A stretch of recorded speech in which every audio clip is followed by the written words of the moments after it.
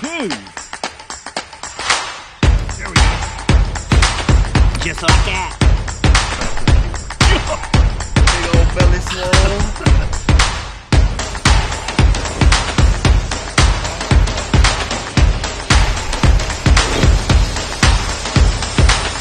Wanted that shaky head, son. Fish on. That's a toad, brother. Golly. Good morning, everybody. So I have made it to the great state of Texas for the Catch 22 challenge. And I'm hooking up with some of the guys from the Northeast Texas group, and we're about to hit a little juicy spot.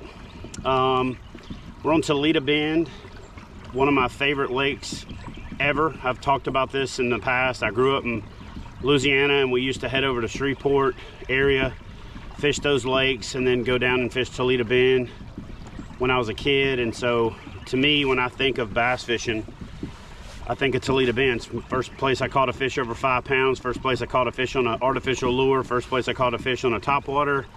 And it's always kind of just a special place, a coming home thing. But because I'm staying in Shreveport and I can knock out Texas and Louisiana, I decided to knock out Texas first. So here we go. All right, so we made it out to the spot. This is literally one of the juiciest spots I've been in. I can't tell you when. We were paddling over to the sun and a bass blew up that looked like a bowling ball falling out of an airplane. It was not on Jeremy's bait, but it was in the vicinity. Dude! Was that at your buzz bait? No. Oh. I wish it was. I was about to tie one on, son. The water temperature is actually a little warmer than I thought it was going to be. It's 61.2 right now. And we're down in the shade, so I imagine as we get a little further up, it's probably going to get a little warmer and the fish are going to get a little more active. This is my first video for the Catch 22 challenge for Texas. So I'm staying in Shreveport right now, but one of the cool things about Shreveport is you can go an hour in every direction and hit 15 or 20 other awesome fisheries.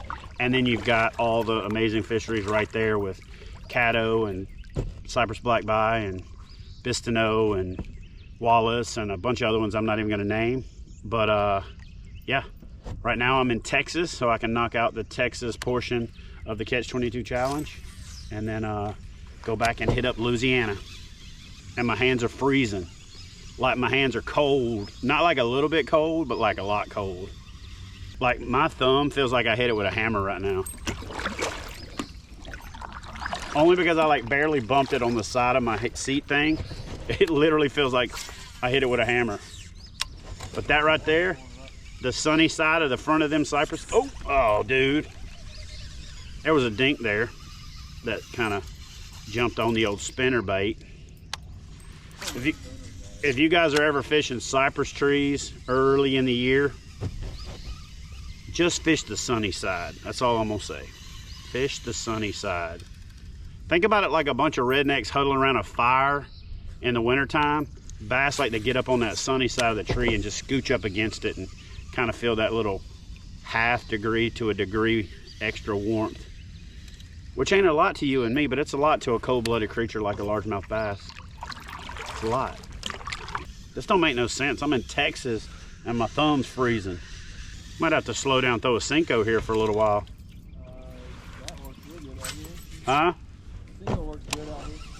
A Senko works good everywhere, bruh. I discovered that within the last year. Hey, do you think they'll hit a Senko? Yeah.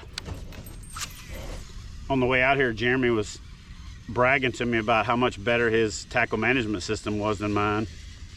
And then he just over there shuffling through all his boxes and said, dang it, I left all my terminal tackle at home. So, ha!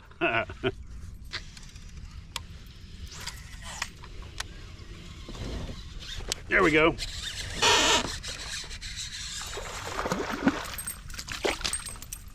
We are on the board in Texas, ladies and gentlemen. Calm down, bro. Calm down. Don't you love it when the bass is warmer than the air? pan warmer because it's so cold outside. Craziness. That's what they call a temperature inversion, people. Temperature inversion. This is what you call using your mouth as a third hand. All right, let's get this guy measured and on the board, and turn the motor off so I don't run into a tree. And we'll find out how, I say how big he is, but really it's more like we'll find out how little he is. Just like that.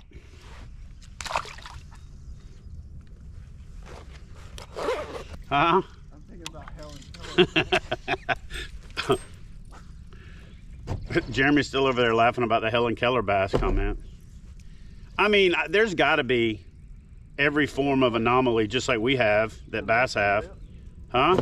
Like the dwarffish or whatever? Yeah, the dorkfish. Like, oh my no god, this. Oh, there's a big frog. I'm gonna eat on there. Somebody get a tater. That's a tater right there.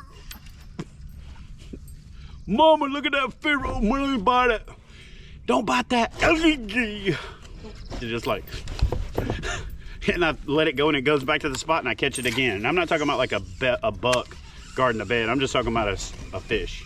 Yeah, like, oh my god, look at another bait. Just out here trying to catch a bass in the mouth. Oh my god, look at that spinny thing. So shiny. I can't not bite it. Guys, look at this freaking donkey this dude just caught. So here's the thing. Let me pull up here. You can grab this scale. We'll find out what it weighs. You're obviously about to get the link. About 22 and a half. Here you go. Whoa. Hold on just a second. I'm gonna turn that camera right there towards you. Get you to hold it up. Guys, look at this freaking toad right here. Hold that thing right up to the camera. Big old belly swole. Something happened to her tail though. That's a giant.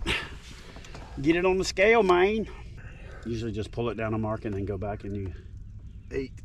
8? Yeah. Heck yeah. It looks like it's 8 and some change, but Jeremy, go ahead and do that catch photo release thing and let's show these folks how it works. Usually dip it in the water and cool the board off if it's a sunny day like that. Go ahead and set it down. Make sure your hand's off the gill plate. Make sure you're not past these fins.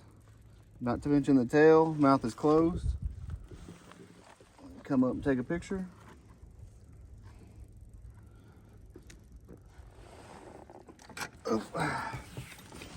Make sure the picture's good. All right. And then we release her.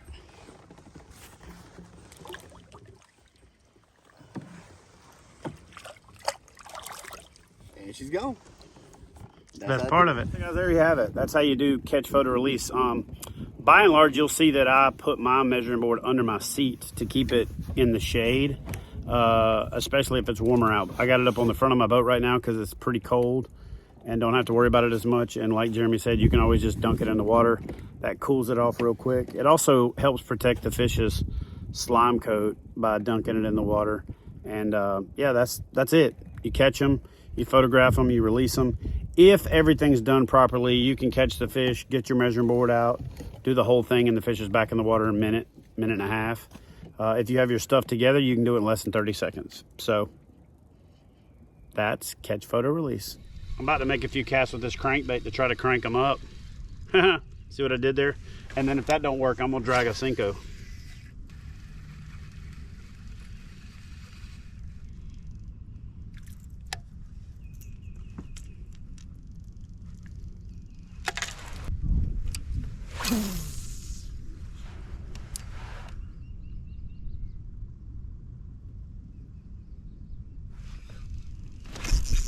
Here we go.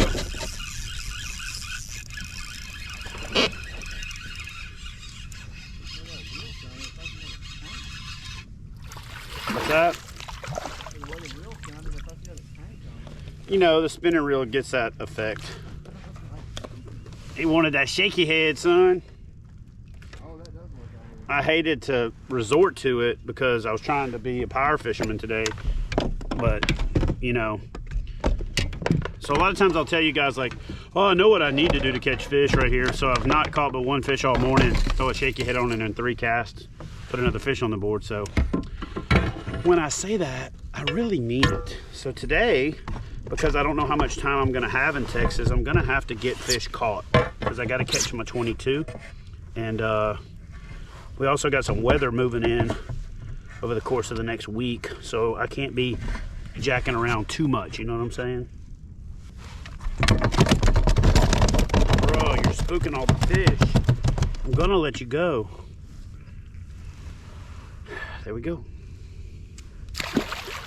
All right, so I threw the shaky head up in that treetop right there, and on the first cast where I actually put the shaky head into cover, I got a bite. And then something happened and my line got caught on the anchor wizard and it cut off my line, so I lost my shaky head and my leader. And ironically enough, I left my leader material in the drawer of my deck system. So I picked up the Ned rig rod, threw the Senko on it, and I get this question a lot. Why do you use a Senko on a spinning rod and on a bait caster? Well, if I'm fishing up against the bank, tight to cover under docks, I like to use the Senko with a casting rod. If I'm fishing open water, I like to use it with a spinning rod. And you're probably saying to yourself right now, dude, you're not in open water. But I am in this big open pond, and honestly, I'm not using the spinning rod because I want to right now. I'm using it because I also left my Senko rod and my jig and worm rod in the truck. So I just didn't have my stuff together today. So I'm kind of square peg, round holing it. I'm fishing this bait with a rod that I wouldn't normally fish it with, but it's a Ned rig rod and it's kind of lightweight. So if I do catch a good fish on it, it's gonna be fun. It is gonna be challenging to get the fish away from cover if I happen to hook one up in and around a tree or a brush pile or something like that, but we're gonna give it a go and see what happens. Again, not ideal, but see if I can borrow some leader material from one of these knuckleheads out here and get my system right. It's usually in my black pack. I don't know how. I was tying leaders on the tailgate the other day and I forgot all about it and left it in the truck.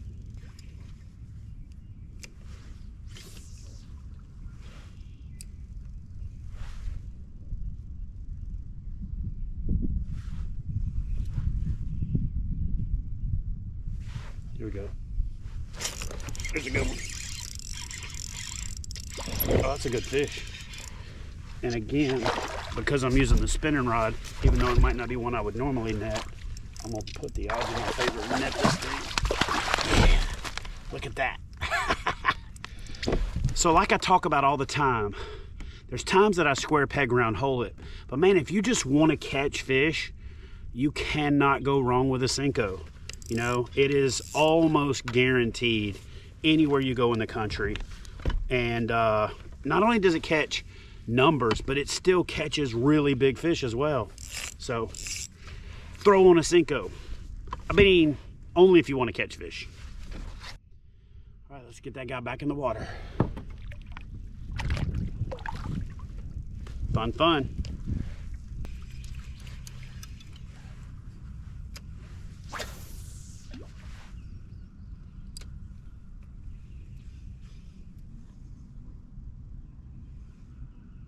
Another fish. This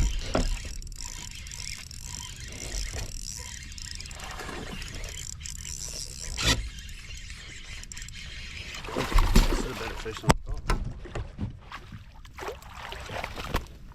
Look at that guy. Like I said, guys, the Senko won't let you down.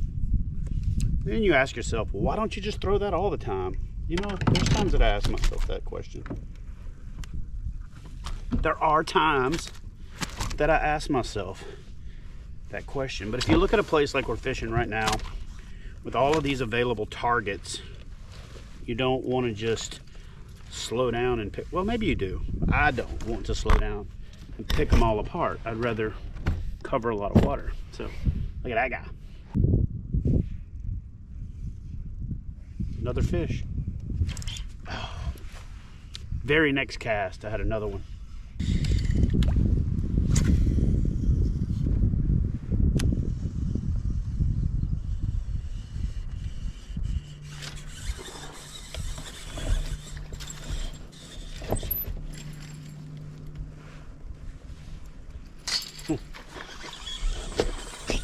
There's a tree bass for you, Jeremy. And we got another one. Fire across spinnerbait will do it in this dirtier water. There he goes. All right, so we had a little bit of a drought where we didn't catch that many fish, and then decided to go back up shallow. And as you guys could probably see in that video, I threw that spinnerbait over the top of the limb. Fish ate it, and just pulled him up into the tree. So I'm gonna check my leader and get this thing back in the water.